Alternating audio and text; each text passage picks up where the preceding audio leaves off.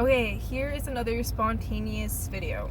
I have been listening to Living Untethered by Michael A. Singer. It seems like it is a continuation of the Untethered Soul. There's one part that got me thinking. It's change your reactions to reality instead of trying to fight against reality. I find most of us do this because we are in our own little world, in our own little frame of reality, and we think things have to be the way we think it has to be.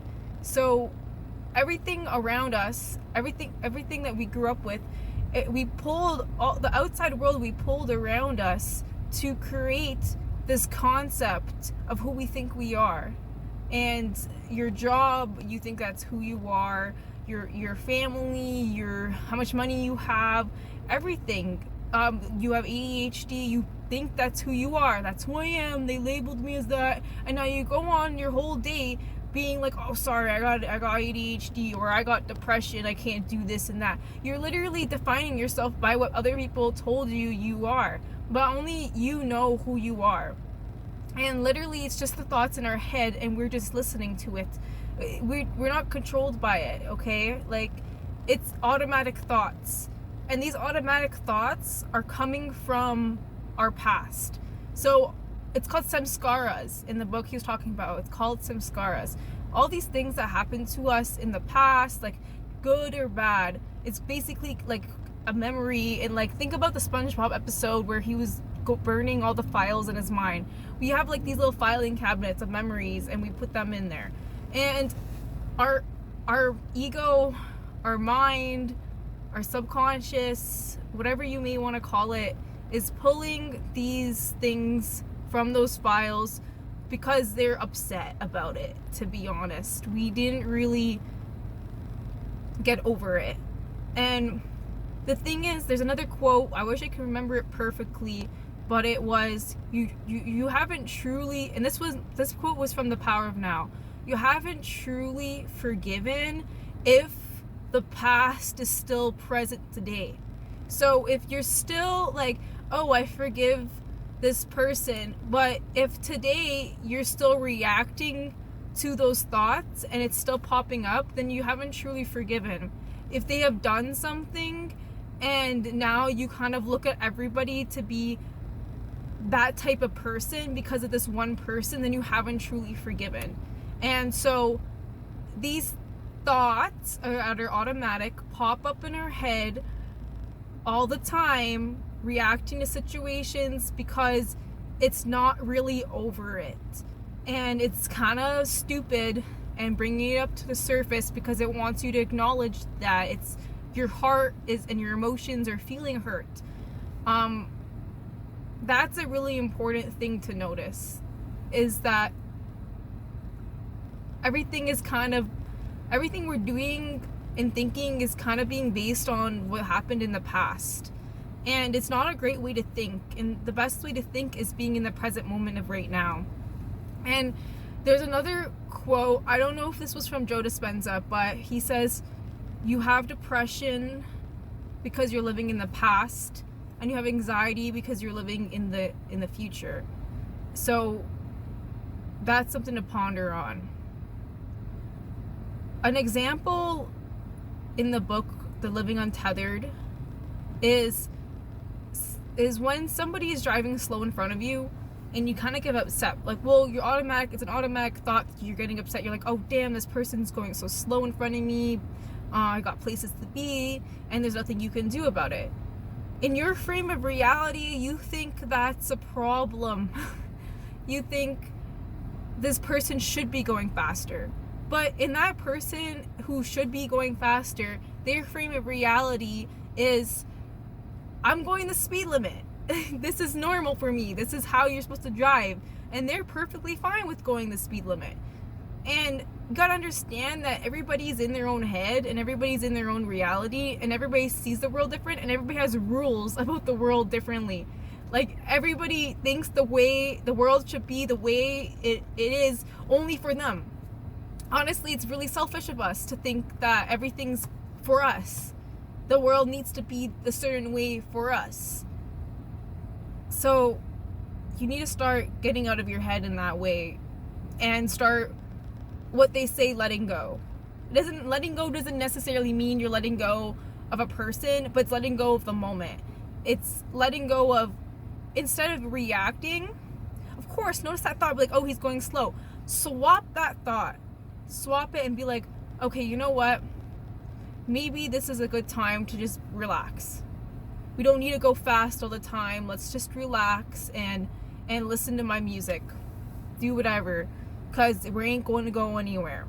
Just like when you're in traffic, like you're going to be reacting so pissed off the whole time when you could be using your mind for other things. Like you can really be thinking about other things than being really pissed off because the traffic is something, it's inevitable. And that's what it means about letting go, is being accepting the reality that you are living in. We can't change everything. Is there anything else? I guess going on with how our brain, our mind keeps bringing up the past because it's not over it. Another example in the book he said is that when you're seeing somebody running, going, like say you see somebody running, you may have had a memory in the past that, oh, my brother ran away from, this reminds me of the time that my brother ran away from home. I wonder where he's running from. But somebody else can be thinking, oh, he's just going for a jog. So as you can see, everything that happened to you in the past is creating the thoughts that you're having today. It's just about being aware, and it is what it is. Just start being present in present in the moment, and everything you do. Chew your food, realize you're chewing your food. Just these small things. And when your automatic thoughts keep popping up and you have this negative inner critic talking to you all the time, you have to start swapping those thoughts to something more positive, because it's not you. It's literally not you. It's just like your subconscious just being like, hey, like, this is bothering me. And you got to heal them eventually. You got to do the shadow work to start healing those things that bothered you in the past so much. And forgiving. Oh my gosh. Like how that thing said about forgiving. Like, if you're not truly you don't truly forgive if you're still living in that anger. And there's so much stuff, man. There's so much stuff that could have happened to you years ago. You could be 50 years old and you're still holding on to something that happened to you in your 20s that's running your life, running the way you perceive the world, running the way you perceive people. What's that going to do for you? It's done. It's done. The past is done. Learn your lessons, yes, but don't let it fucking control you. I don't swear up on here, but it's so true. It's so true. People literally ruin their whole lives by just overthinking all the time about things that happened in the past. Yo, focus on your future. Start figuring out your freaking future, okay? Like, and then I understand that contradicts being in the present of now, because the book Power of Now mentions questions. I like how it's based on questions and he's answering, oh, isn't that me in my thinking mind if I'm thinking about the future? Okay, in a sense, but there's a difference between reality, you know, like time reality.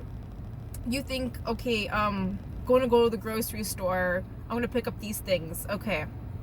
But then you don't be overthinking about it all day and being like, okay, I'm going to go pick up this thing and this thing. Oh, what if it's not there? Like, so use your mind for good things. Create the action steps that you need to take in order for you to get to your future, but don't depend your whole life and create expectations on your future. Don't, like, on your future goals.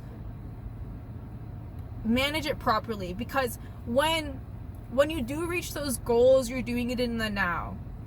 And that's what when he mentions it in the book. When you think about your goals, you're doing it in the now. So no matter what, you're doing it in the now. When you reach those goals, you're going to be reaching it in the now. So every day you do something small to become the person you want to become in the future.